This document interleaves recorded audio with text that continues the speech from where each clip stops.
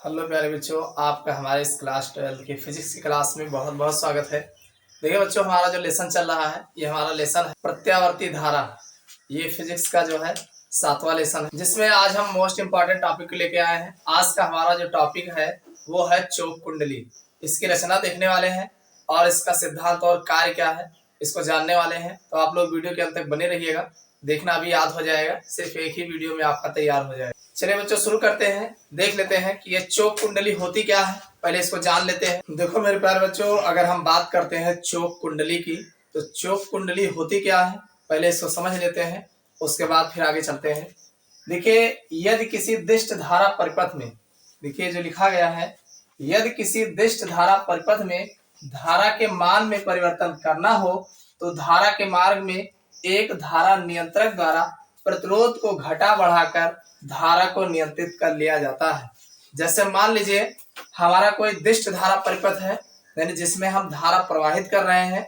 अब उसमें अगर हम धारा के मान में परिवर्तन करना होता है तो जो प्रतिरोध लगा होता है, आप जानते हैं, जैसे मान लीजिए ये प्रतिरोध लगा है और इसमें जो है हम जो है इस धारा हमारा इसमें बह रही है, तो अब यहाँ पर ये जो प्रतिरोध लगा होता है इसमें हम करते क्या है कि ये धारा नियंत्रक लगा करके ये जो है प्रतिरोध लगा लेते हैं और ज्यादा धारा प्रवाहित करना होता है तो यहाँ कर देते हैं, अधिक कम धारा प्रवाहित करना होता है तो यहाँ घटा लेते हैं। तो इस प्रकार वही लिखा है, यदि किसी दिष्ट धारा परिपथ में धारा के मान में परिवर्तन करना हो तो धारा के मार्ग में एक धारा नियंत्रक द्वारा प्रतिरोध को घटा बढ़ाकर धारा को नियंत्रित कर लिया जाता है। एक धारा नियंत्रक होता है जिसमें हम आगे पीछे खिसका करके प्रतिरोध को जो है आगे पीछे बढ़ा करके धारा के मान में परिवर्तन कर लिया जाता है। ज्यादा धारा लेना है तो इसको यहाँ सरका के कर देंगे, धारा पूरी मिलने लगेगी, और कम धारा लेना है इसको सरका के इधर कर लेंगे तो कम धारा, जितने में हम कर देंगे उतने धारा हमें जो है प्राप्त होती। किसमें? एक दिष्ट धारा परिपथ में, यानी एक नॉर्मल मान लीजिए ऐसे ही सप्लाई अगर दी जा रही हो तो। लेकिन समस्या ये है कि किंतु प्रत्यावर्ती धारा परिपथ में, प्रत्यावर्ती धारा परिपथ जो होता है इसके धारा के मान में हमेशा परिवर्तन होता रहता है। भाई प्रत्यावर्ती धारा परिपथ है ना, तो कह रहा है किंतु प्रत्यावर्ती धारा परिपथ में धारा के मान तथा दिशा में लगातार परिवर्तन होने के कारण, यानी धारा का मान भी बदलता रहता है और उसकी दिशा भी बदलती रहती है, तो लगातार परिवर्तन होने के कारण इस विधि द्वारा नियंत्रित करना असंभव है। यानी जो हमारा दिष्ट धारा परिपथ है जिसमें हम धारा को घटा बढ़ा करके प्रतिरोध को आगे पीछे कर करके धारा को नियंत्रित करते हैं, ऐसा हम जो है प्रत्यावर्ती धारा परिपथ में नहीं कर सकते।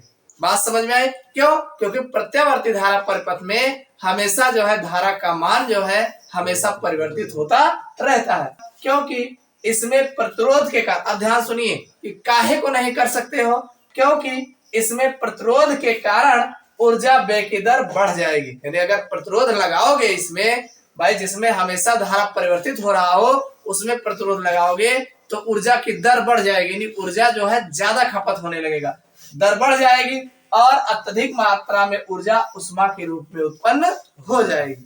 यानी बहुत ज्यादा ऊर्जा जो होगी, इलेक्ट्रिसिटी जो होगी, वो उष्मा के रूप में तड़तड़ाहट करके अपने आप खत्म हो जाएगी। समझ में आई बात कि नहीं? तब इसके लिए समस्या क्या है? समस्या इसका यही है कि जब किसी कुंडली में, जैसे कुंडली है, जैसे यहाँ लगाई गई कुंडली, फिर तार लपेटा गया है, जब किसी कुंडली में प्रत्यावर्ती धारा प्रवाहित की जाती है, कौन सी धारा प्रवाहित करते हैं? प्रत्यावर्ती। प्रत्यावर्ती धारा की यही खासियत होती है कि हमेशा फ्लक्स परिवर्तन के कारण उसके मान में परिवर्तन होता रहता है। तो ये कहा गया जब किसी कुंडली में प्रत्यावर्ती धारा प्रवाहित की जाती है तो कुंडली में फ्लक्स परिवर्तन के कारण प्रेरित धारा का जनन होता है। जैसे मान लो कि ये हमारी कुंडली है ऐसे, ठीक, और इस कुंडली में अगर आप धारा प्रवाहित करते हो और धारा जब हम इससे प्रवाहित करेंगे, प्रत्यावर्ती धारा, कौन सी धारा? प्रत्यावर्ती, हमेशा घटे बढ़े वाली धारा। तो जब इसमें प्रत्यावर्ती धारा प्रवाहित करते हैं तो फ्लक्स के मान के परिवर्तन के कारण इसमें चुंबकीय क्षेत्र उत्पन्न हो जाता है, ठीक। फ्लक्स में मान परिवर्तन होने के कारण इस कुंडली के चारों ओर जो है चुंबकीय क्षेत्र उत्पन्न हो जाता है। तो वही कहा गया कि फ्लक्स परिवर्तन के कारण प्रेरित धारा का जनन हो जाता है, यानी अपने आप जो है धारा का जनन होता है जो कि मुख्य धारा का विरोध करती है। चौक कुंडली इसी सिद्धांत पर कार्य करती है। बस यही फायदा तो हमें चौक कुंडली में लेना है, यानी चौक कुंडली में इसी का फायदा लेना है। किसका? कि जब किसी कुंडली में प्रत्यावर्ती धारा प्रवाहित की जाती है तो कुंडली में फ्लक्स परिवर्तन के कारण प्रेरित धारा का उत्पन्न होता है, यानी प्रेरित धारा उत्पन्न होती है जो कि मुख्य धारा का विरोध करती है। चौक कुंडली इसी सिद्धांत पर कार्य करती है जिसमें फ्लक्स परिवर्तन की दर को, यानी बार बार फ्लक्स जो है परिवर्तित करते हैं। फ्लक्स परिवर्तन की दर को कुंडली के भीतर रखे क्रोड को, चूंकि लौह चुंबकीय पदार्थ का बना होता है, कुंडली के भीतर तथा बाहर सरकाकर फ्लक्स के मान में परिवर्तन की दर को नियंत्रित किया जाता है, जिससे प्रेरित धारा भी नियंत्रित होती है। यह प्रेरित धारा मुख्य धारा का विरोध करती है। अतः अप्रत्यक्ष रूप में चौक कुंडली परिपथ में प्रवाहित मुख्य धारा को नियंत्रित करती है। देखो चौक कुंडली होती क्या है?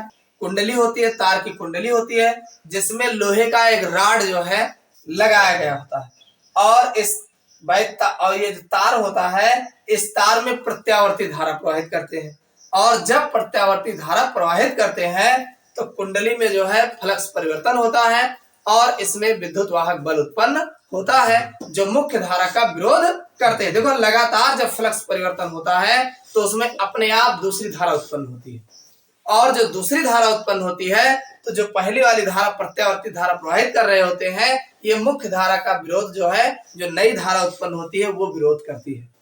समझ में आया कि नहीं? फ्लक्स परिवर्तन होने के कारण अब होता क्या है कि जब हम प्रत्यावर्ती धारा प्रवाहित, जैसे मान लीजिए कुंडली लपेटे हैं, कुंडली हम बनाए हैं और इसमें जो है हमें धारा को नियंत्रित करना है, नहीं धारा को घटाना बढ़ाना। तो धारा को घटाना बढ़ाने के लिए क्या करते हैं कि भाई प्रत्यावर्ती धारा प्रवाहित किए, अब ये लोहे का राड जो है इसी के अंदर डालेंगे। तो लोहे का राड, अब हमें अगर धारा कम करना होगा तो ये इसका काम क्या है कि देखो जब हम कुंडली में धारा प्रवाहित करते हैं, प्रत्यावर्ती धारा जब प्रवाहित करते हैं तो धारा बह रही होती है और मुख्य धारा उत्पन्न होती है। अब समस्या ये है कि जब राड पूरे में डाल देंगे, जब राड को पूरे में डाल देंगे तो ये भी चूंकि लोहे का बना होता है, हमारा राड लोहे का बना होता है, तो लोहे में भी मुख्य धारा यानी इसमें धारा उत्पन्न होती है। भाई प्रत्यावर्ती धारा कुंडली में बहेगी, जो तार लपेटे हो इसी में धारा प्रवाहित करेंगे और इसके कारण लोहे में जो है एक नई धारा उत्पन्न होगी। तो जितने में नई धारा उत्पन्न होगी ये इस धारा का विरोध कर देगा, और विरोध करने के बाद इस धारा को खत्म कर देगा। अब इस राड को आगे पीछे सरकाएंगे, जैसे मान लीजिए इसको सरका के यहाँ कर दिए, कहाँ कर दिए? यहाँ कर दिए। तो यहाँ जब कर दोगे तो जितने में ये राड रहेगा उतने में ही विरोध करेगा, और उतने में विरोध करेगा इतने में धारा नहीं प्रवाहित होगी, बाकी इतने में प्रवाहित होगी। समझ में आया कि नहीं? तो अब जैसे मान लो थोड़े में राड लगाए रहोगे तो जितना अगर हमें धारा कम लेना है, भाई जितना कम से कम धारा लेना है तो इस फेरों की संख्या में थोड़े में डाले रहेंगे। ज्यादा धारा लेना है हटा देंगे, और बहुत कम धारा लेना है तो घुसेड़ देंगे, यहां तक डाल देंगे। यानी इस तरीके से आगे पीछे सरका करके हम जो है इस सिद्धांत पर जो है कार्य करते हैं। परिवर्तन होने के कारण ये मुख्य धारा का विरोध करता है, तो जितना इसको हम अंदर कर देंगे यानी पूरे में डाल देंगे, तो पूरे में डालेंगे तो पूरी धारा प्रवाहित नहीं होगी, और निकाल लेंगे तो जितना निकालते जाएंगे उतने में धारा ज्यादा प्रवाहित होती जाती है। समझ में आई बात कि नहीं? तो यही हमारा चौक कुंडली है, चौक लगाना, यानी जितना लगा देंगे उतने में रुक जाएगा। तो समझ में आया? ये चौक कुंडली जो है इस तरीके, देखो इसमें क्या है, ये तांबे का तार होता है, कुंडली लपेटी रहती है, और इस कुंडली में यहाँ ये प्रत्यावर्ती, ये निशान जो बना है इसका मतलब होता है प्रत्यावर्ती धारा। और अगर निशान इस तरीके से बना रहा है, किस तरीके से, अक्सर देखो इस तरीके से बना रहता है, तो इस तरीके से जब बना रहता है तो इसमें प्रत्यावर्ती धारा नहीं सीधी धारा प्रवाहित की जाती, ठीक। और ये लोहे का क्रोड होता है, और क्रोड को अंदर बाहर खसका करके धारा के मान में परिवर्तन किया जाता है, और ये चौक कुंडली कहलाती है। ना समझ में आया हो एक बार फिर देख लो। भाई सीधा सीधा कहा गया कि जब किसी कुंडली में प्रत्यावर्ती धारा प्रवाहित की जाती है, यानी ये हमारी कुंडली है और इस कुंडली में हम यहाँ से प्रत्यावर्ती धारा प्रवाहित कर रहे हैं, तो प्रवाहित की जाती है तो कुंडली में फ्लक्स परिवर्तन के कारण प्रेरित धारा का जनन होता है, यानी जो कुंडली लपेटी होती है उसमें बार बार जब आप फ्लक्स परिवर्तन करोगे, बार बार धारा घटाओगे बढ़ाओगे घटाओगे बढ़ाओगे, तो उसमें फ्लक्स परिवर्तन होने के कारण क्या होता है, प्रेरित धारा का जनन होता है, यानी उसके विपरीत में दूसरी धारा उत्पन्न हो जाती है। भाई धारा है, आराम से सीधे सीधे बहा दियो, लेकिन तुम लिबिल कर रहे हो, बार बार घटा बढ़ा रहे हो, तो बार बार जब घटाओगे बढ़ाओगे ना तो उसके विपरीत धारा उत्पन्न हो जाती है। समझ में आया कि नहीं? तो ये कह रहा प्रेरित धारा का जनन होता है जो कि मुख्य धारा का विरोध करता है, और ये किके विरोध में रहता है, मुख्य धारा की जो नया धारा उत्पन्न होता है वो मुख्य धारा का विरोध करती है। चौक कुंडली इसी सिद्धांत पर कार्य कर, बस हमें चौक लगा के यही मकाम करेंगे कि हम ऐसा कुछ लगाएंगे कि वो मुख्य धारा का विरोध करे, और जब मुख्य धारा का विरोध करेगा तो ऑटोमेटिक धारा जो है हट जाएगी वहां से ना। तो यही कह रहा है चौक कुंडली इसी सिद्धांत पर कार्य करती है जिसमें फ्लक्स परिवर्तन की दर को कुंडली के भीतर रखे क्रोड को, चूंकि लौह जो है चुंबकीय पदार्थ का बना, यानी लोहा जो हमारा होता है वो मैग्नेट होता है, क्या होता है, मैग्नेट होता है, चुंबकीय पदार्थ का बना होता है, और कुंडली के भीतर तथा बाहर सरकाकर फ्लक्स के मान में परिवर्तन की दर को नियंत्रित किया जाता है। यानी फ्लक्स के मान में जो परिवर्तन हो रहा है उसी को नियंत्रित किया जाता है, जिससे प्रेरित धारा भी नियंत्रित होती है। ये प्रेरित धारा मुख्य धारा का विरोध करती है। आगे ये अतः अप्रत्यक्ष रूप, प्रत्यक्ष नहीं अप्रत्यक्ष, ना चाहते हुए भी ऐसा होगा। अप्रत्यक्ष, प्रत्यक्ष का मतलब हुआ चाहने पर, अप्रत्यक्ष का मतलब ना चाहते हुए भी ऐसा करेगा वो। तो अप्रत्यक्ष रूप में चौक कुंडली परिपथ में प्रवाहित मुख्य धारा को नियंत्रित करती है। तो ये तो हो गया चौक कुंडली। अब इसको जो आपका क्वेश्चन पूछा गया है कि चौक कुंडली की रचना क्या है, तो रचना आपके सामने बना हुआ है, ठीक, और इसके सिद्धांत क्या है, तो सिद्धांत हमने आपको बता दिया, और ये किस प्रकार कार्य करता है ये भी इसमें हो गया। वाटहीन धारा के महत्व को बताइए, क्या बताइए, वाटहीन धारा के महत्व, यानी किस प्रकार वाटहीन धारा होती है, इसके बारे में हमने पिछले लेक्चर्स में चर्चा किए थे। ना समझ में आया हो तो थोड़ा से फिर बता सकते हैं। देखो सीधी सी बात है, जो प्रतिबाधा Z बराबर होता है √r² प्लस ओमेगा L का होल स्क्वायर होता है।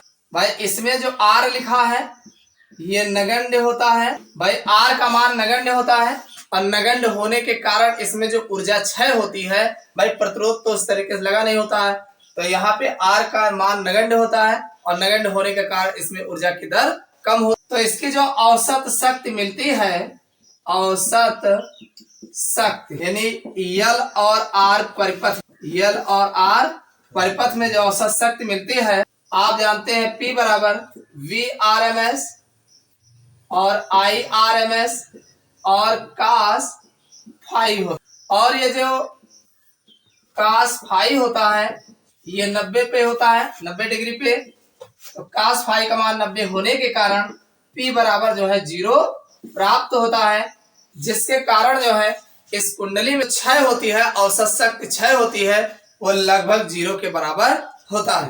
तो ये जो है इसमें वाटहीन धारा के बारे में बताया गया। भाई इसका यही काम है, ये कुछ नहीं है, जो प्रतिबाधा होती है इसकी वैल्यू इतना होता है √r² प्लस ओमेगा L और स्क्वायर, तो R की वैल्यू जो है यहाँ पर 0 हो जाता है, ना के बराबर होता है, क्योंकि इसमें प्रतिरोध लगा नहीं होता है, तो इसलिए जो है इसकी ऊर्जा क्षय जो है कम ना के बराबर होती है।